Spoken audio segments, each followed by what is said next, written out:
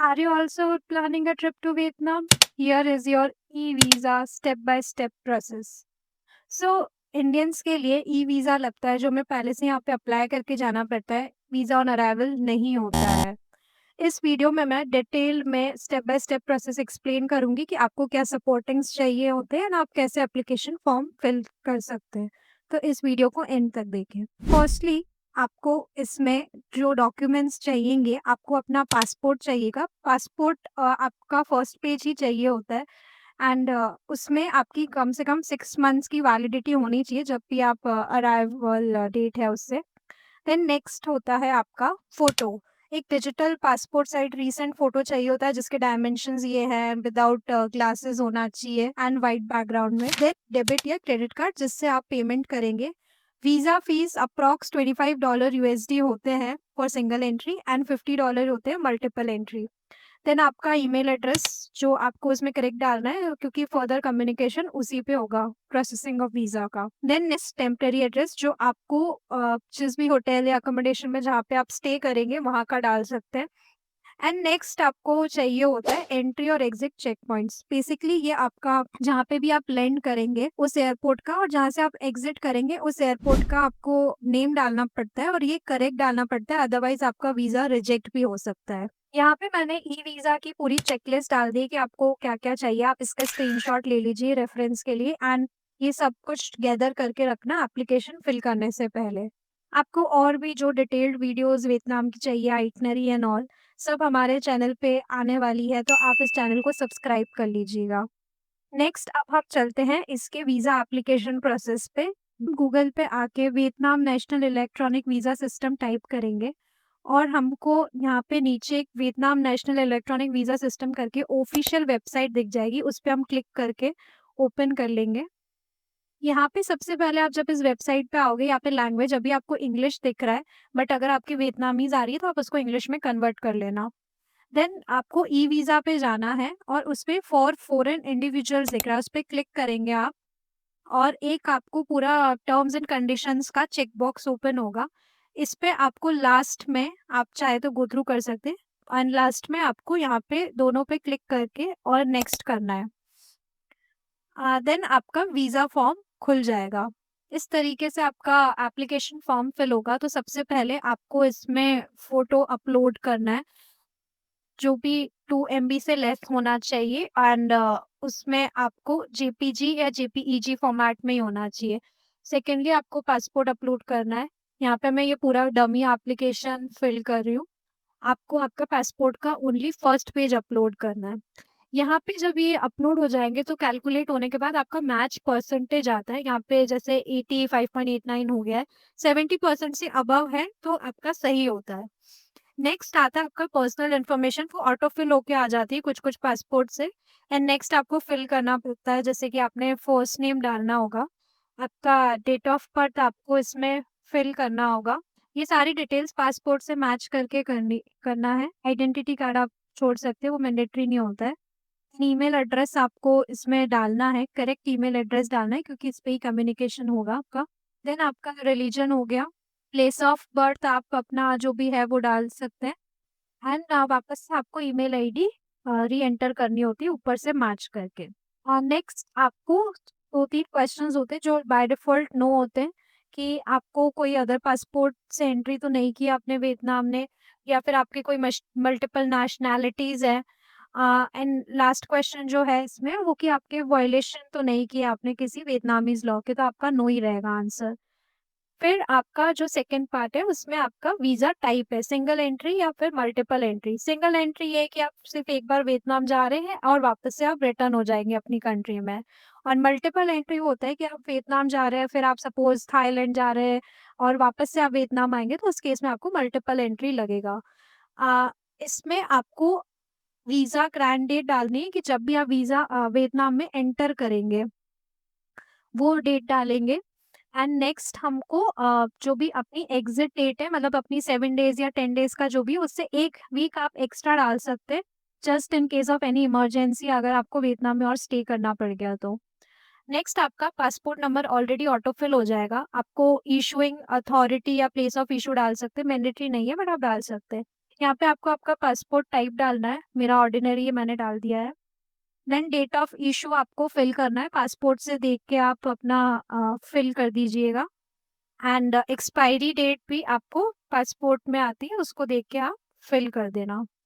Next आपको आता है क्वेश्चन कि do you have any other valid passport. अगर इसमें यस है आपको, तो आपको उस पासपोर्ट की सारी डिटेल्स इसमें फिल करनी पड़ेगी, अदरवाइज आप नो कर दीजिए। नेक्स्ट आपको कॉन्टैक्ट इन्फॉर्मेशन में अपना परमानेंट रेसिडेंशियल एड्रेस डालना है। कॉन्टैक्ट एड्रेस आपको पूरा फिल करना है दोनों रोज में। टेलीफोन नंबर में अपना मोबाइल नंबर डाल देंगे। इमरजेंसी कॉन्टैक्ट में आप किसी का भी अपने डाल सकते हैं, फादर का, मदर का। उनका एड्रेस डालना है, उनके फ़ोन नंबर डाल के, और आपका रिलेशनशिप उनके साथ क्या है वो डालना है। सपोज़ फादर है तो उनका फादर डाल दिया। ऑक्यूपेशन डिटेल्स आपकी मैंडेटरी नहीं होती, आप चाहें तो फिल कर सकते हैं, अदरवाइज़ आप इसको स्किप भी कर सकते हैं। नेक्स्ट आपका आता है इसमें information about the trip, purpose क्या है आपका एंट्री का, हम वेकेशन के लिए जा रहे हैं तो आप टूरिस्ट डाल सकते हैं, अकॉर्डिंगली आप फिल कर सकते हैं। इंटेंडेड डेट ऑफ एंट्री इसने ऊपर से ले लिया है, एंड स्टे भी ऊपर से कैलकुलेट करके ले लिया है। वियतनामीज फ़ोन नंबर हमारे पास नहीं है तो हम इसको ब्लैंक छोड़ देंगे। रेसिडेंशियल एड्रेस इन वियतनाम, ये आपको उस होटल या अकोमोडेशन का डालना है जहाँ पे आप स्टे करेंगे। वहाँ की सिटी डाल देंगे, जैसे हम हो ची मिन्ह का होटल है तो वहाँ का डाल दिया। वार्ड और कम्यून ये आपके गूगल सर्च से भी आप डाल सकते हैं उसका एड्रेस देख के, या फिर आप होटल में कॉल करके पूछ सकते हैं। Intended border gate of entry, इसमें आप एयरपोर्ट का नेम डाल देंगे जहाँ से आप एंटर कर रहे हैं। जैसे हो ची मिन्ह का है तो तंग सन नाट एयरपोर्ट है। एंड एग्जिट आप जहाँ से भी ले रहे हैं, सपोज आप हनोई से कर रहे हैं तो वहाँ का आप जो इंटरनेशनल एयरपोर्ट है वहाँ डाल सकते हो, और ये हमेशा करेक्ट डालना, अदरवाइज वीज़ा रिजेक्ट हो सकता है। यहाँ पे आप टिक बॉक्स कर लेंगे। एंड वियतनाम में जाने के बाद किसी एजेंसी, ऑर्गेनाइजेशन या इंडिविजुअल से कांटेक्ट करेंगे, वो नो रहेगा। नॉर्मली ये तीनों क्वेश्चंस अगेन नो रहेंगे, बट अगर आपका कोई केस है दूसरा तो आप डाल सकते हैं। लास्ट 1 ईयर में आपने वियतनाम विजिट किया है, हमने नहीं किया है। देन आपके कोई रिलेटिव्स रिसाइड करते हैं, नहीं करते, तो हमने सब पे नो कर दिया है। देन आता है आपका, अगर आपके साथ कोई भी चाइल्ड ट्रैवल कर रहा है जो 14 इयर्स से कम एज है, एंड उसका आपका शेयर्ड पासपोर्ट है, तो आप उसका डिटेल्स इसी ई वीज़ा में करेंगे। इसी वीज़ा में उनकी डिटेल्स आपको सारी फिल करनी पड़ेगी। बट अगर आपके चिल्ड्रन का अलग से पासपोर्ट इशूड है, तो आप उसका इस एप्लीकेशन में नहीं फिल कर सकते, आपको सेपरेट ई वीज़ा अप्लाई करना पड़ेगा। अभी हम इस फील्ड को डिलीट कर देंगे। नेक्स्ट आएगा आपका ट्रिप एक्सपेंस एंड इंश्योरेंस, इसमें जो भी आप एस्टिमेट कर रहे हैं यूएसडी में आपको अमाउंट डालना है। सपोज $1000 डाल दिए हमने। देन आपका इंश्योरेंस है, आपने ले रखा है तो आप यस करके स्पेसिफाई कर दीजिए, अदरवाइज नो रहने दीजिए, मैंने नो पे ही रखा है। Then who will cover the trip expenses में आप पर्सनल डाल सकते हैं। पेमेंट मेथड आप कैश डाल देंगे, एंड इसको टिक करके आप इसको आगे फॉरवर्ड करेंगे एप्लीकेशन को। ये सारा मैंडेटरी नहीं था बट हमने डाल दिया है। यहाँ पे जब आपका फॉर्म खुलेगा तो आपकी सारी इन्फॉर्मेशन आएगी, इसको एक बार डबल चेक कर लीजिएगा कि कुछ भी मिस्टेक तो नहीं है। अगर है तो आप इसको मॉडिफाई करके अकॉर्डिंगली आगे प्रोसीड करना। यहाँ पे अब हम कैप्चा कोड डाल के इसको नेक्स्ट पे क्लिक करेंगे।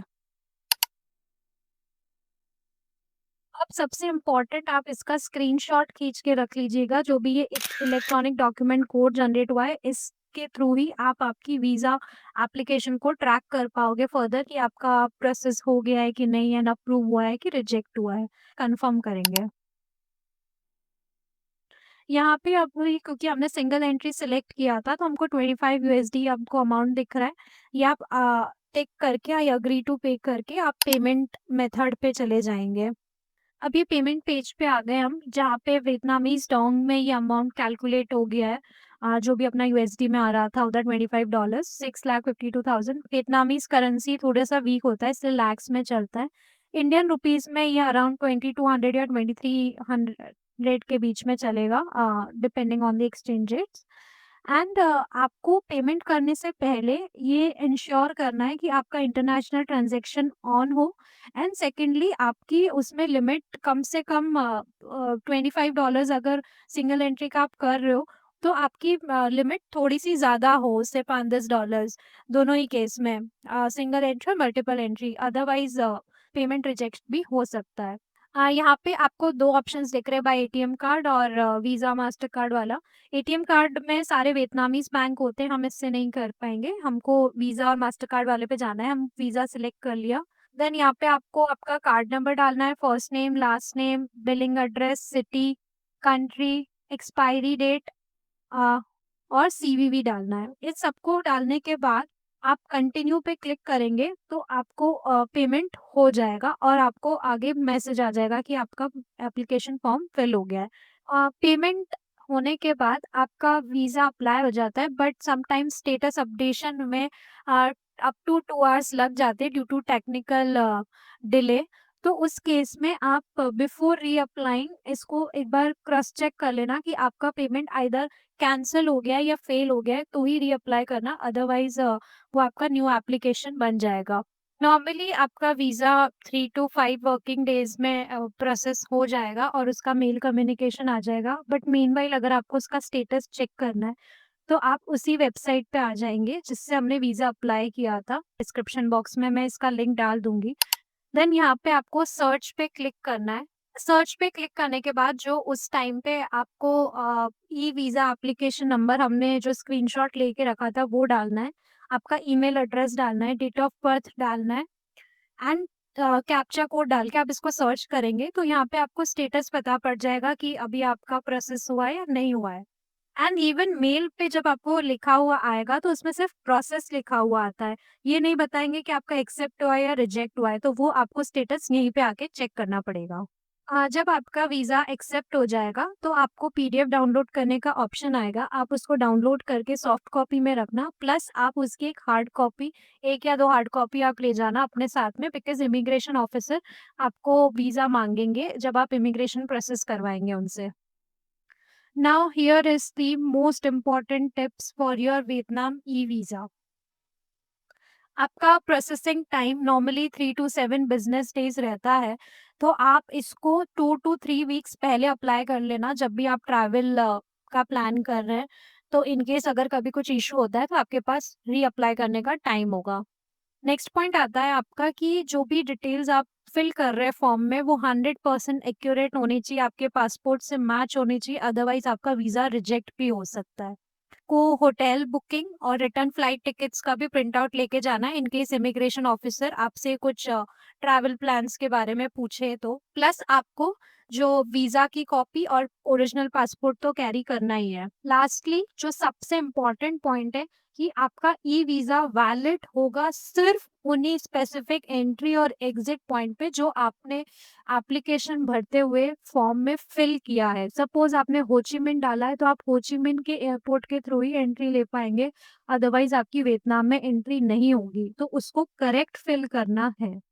एंड आपको ये इंश्योर करना है एप्लीकेशन फिल करते हुए कि जब आप होटल का एड्रेस डाल रहे हैं तो जहाँ पे आप वियतनाम में एंटर होने के बाद फर्स्ट होटल चेक इन करेंगे उसका एड्रेस आपको उसमें फिल करना है correctly.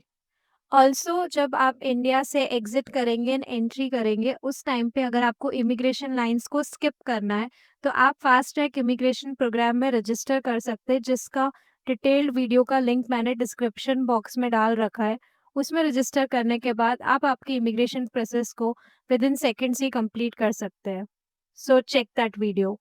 Thanks for watching this video. अगर आपको ये वीडियो पसंद आई है तो इसे लाइक करें, शेयर करें एंड चैनल को सब्सक्राइब करें फॉर मोर सच वीडियोस।